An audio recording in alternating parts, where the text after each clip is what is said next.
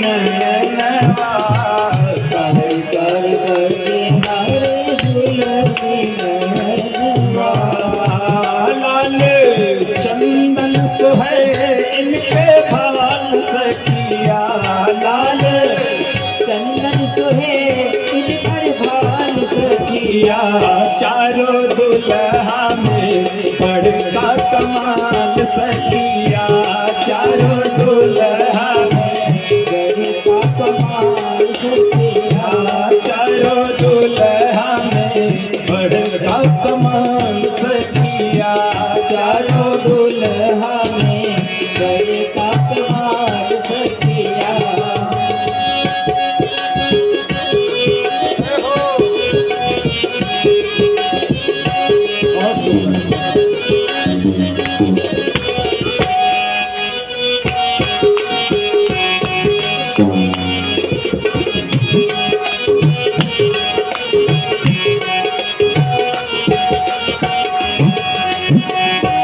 मिथिला नगरी मस्त है भगवान के विवाह में। कैसे?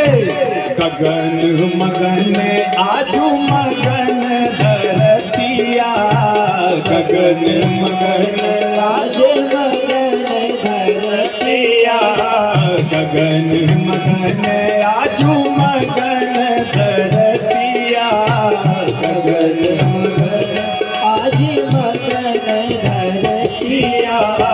देखी देखी दूल्हा की सांवरी सूरतिया, देखी देखी दूल्हा जी कर सांवरी सूरतिया, देखी देखी दूल्हा की सांवरी सूरतिया, देखी देखी दूल्हा की सांवरी सूरतिया।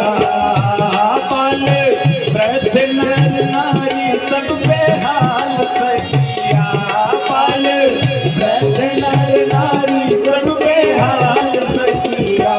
चारों दुल्हा में बड़का कमाल सखिया, चारों दुल्हा में बड़का कमाल सखिया, चारों दुल्हा में बड़का कमाल सखिया, चारों दुल्हा में बड़का कमाल सखिया।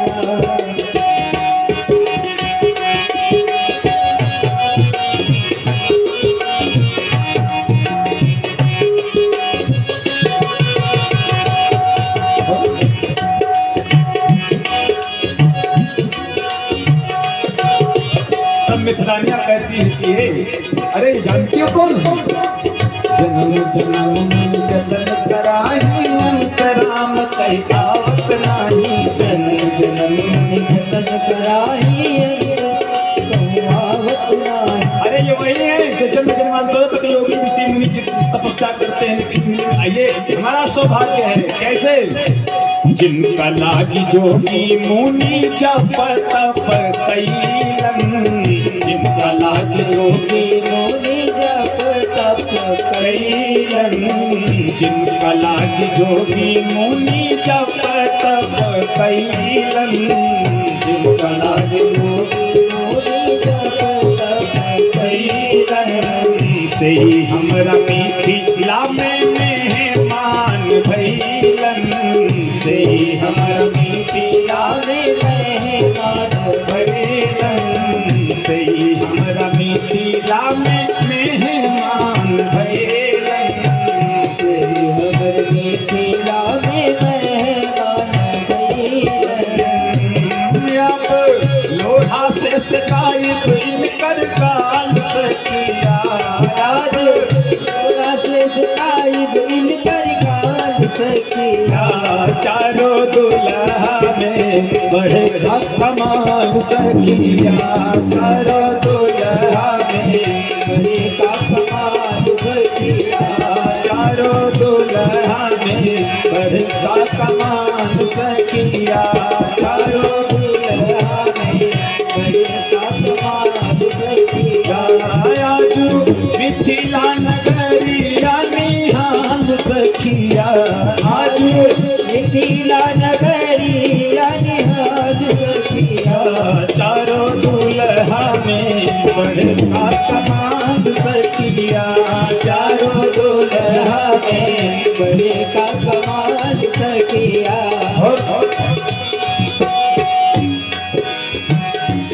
तो दो जोड़ियां हैं वहां पर, देखिए राम जी और भरत। भरत के सामने है लक्ष्मण जी और शत्रुघ्न गोरे। मिथिलानियां कहती हैं सांवर सांवर जोड़े गोरे जोड़िया जहान है। सांवर सांवर गोरे गोरे जोड़िया जहान है। अखियां न देखली न सुनली न कान रे। अखियां न देखली न सुनली न कान रे। अखियां न देखली न सुनली न कान रे। अखियां न देखली न सुनली न कान रे। जुग जुग जोड़ी जिरे पे मिसाल सखिया। जुग जुग जोड़ी जिरे पे मिसाल सखिया। चारों दुल्हा में बड़का कमाल सखिया। चारों दुल्हा में बड़का कमाल सखिया। चारों दुल्हा में बड़का कमाल सखिया। चारों दुल्हा में बड़का कमाल सखिया। आजू मिथिला नगरिया निहाल सखिया। आजू मिथिला नगरिया निहाल सखिया। चारों दुल्हा में बड़का कमाल सखिया। चारों दुल्हा में बड़का कमाल सखिया।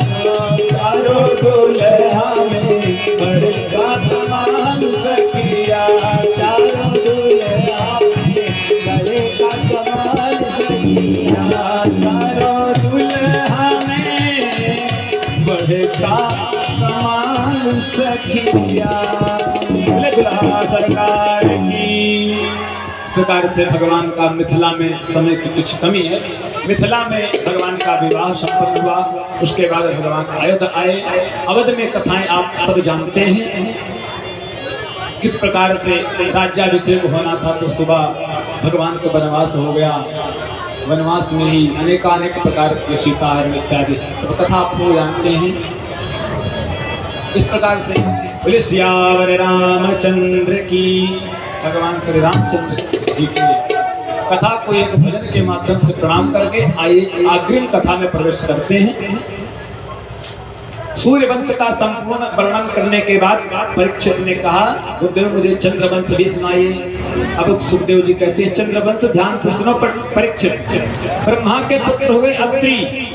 ब्रह्मा के पुत्र हुए नारायण के पुत्र ब्रह्मा। ब्रह्मा के पुत्र अत्रि। अत्रि के हुए चंद्रमा। चंद्रमा के पुत्र हुए बुध। बुध के पुररवा। पुररवा के 4 बेटा हुए।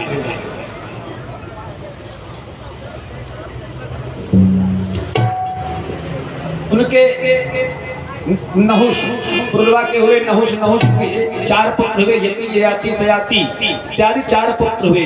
यति साधु बन गए। ययाति जी को राजा बनाया गया। ययाति राजा बने और ययाति के